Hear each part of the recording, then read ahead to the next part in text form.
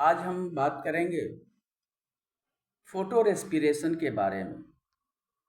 Respiration तो हम सभी लोग जानते हैं, लेकिन फोटो रेस्पिरेशन क्या होता है और यह कहाँ कहाँ पाया जाता है और फोटो रेस्पिरेशन कहाँ होता है, इसके बारे में हम आज जानकारी आप लोगों को देंगे। मेरा सारे स्टूडेंट्स से एक सजेशन है कि अपना ध्यान किताबों पर ज़्यादा लगाएं और इधर इधर बातों पे ना लगाएं, क्योंकि अगर आप दुनिया के सामने झुकना नहीं चाहते हैं तो कम से कम आपको सरस्वती के सामने अभी झुक जाना पड़ेगा। एक बार आप सरस्वती के सामने झुक गए तो फिर आपको दुनिया के सामने झुकना नहीं पड़ेगा।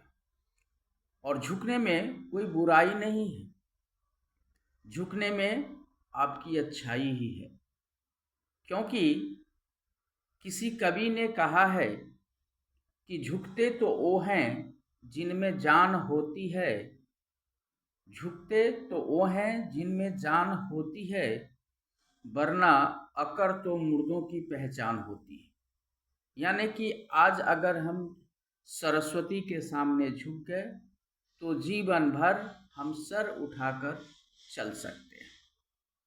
तो आइए हम बात करते हैं फोटो रेस्पिरेशन के बारे में। फोटो रेस्पिरेशन एक वैसा मेटाबॉलिक पाथवे है जो कि प्लांट में पाया जाता है और यह लाइट के प्रेजेंस में रूबिस्को नामक एंजाइम के साथ एक्ट करता है और ऑक्सीजन के साथ मिलकर यह रिएक्शन करता है, ना कि कार्बन डाइऑक्साइड के साथ मिलकर। रूबिस्को एंजाइम सिर्फ और सिर्फ ऑक्सीजन के साथ एक्ट कर सकता है, जिसमें इसका प्लांट का एटीपी भी खर्च होता है और CO2 रिलीज होता है।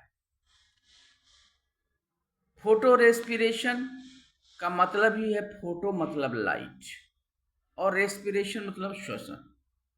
जैसे ही फोटो का मतलब है तो स्वाभाविक है यह प्लांट से रिलेटेड ही होगा, लेकिन यह कौन से प्लांट से रिलेटेड होगा? यह फोटो रेस्पिरेशन C3 प्लांट्स में होता है। जैसे C3 प्लांट्स व्हीट हो गया, राइस हो गया, सोयाबीन्स हो गया, ग्रेन्स हो गया, लेग्यूम्स हो गया, कॉटन हो गया, टोबैको हो गया, पोटैटोज हो गया, यूकेलिप्टस हो गया, स्पाइनच हो गया, एक्सेट्रा एक्सेट्रा। ये सारे प्लांट में फोटो रेस्पिरेशन होता है। C4 प्लांट में फोटो रेस्पिरेशन नहीं होता है। अब C4 प्लांट किसको कहेंगे? तो C4 प्लांट के अंतर्गत जैसे कॉर्न आ गया, शुगर केन आ गया, माइलेट आ गया, एक्सेट्रा, ये सारे के सारे C4 प्लांट्स में गिनती किए जाते हैं। तो आज के लिए फोटो रेस्पिरेशन के बारे में बस इतना ही हम कहेंगे। बाकी फिर अगले वीडियो में कुछ नई चीज़ों के साथ हम आपके सामने फिर हाजिर होंगे।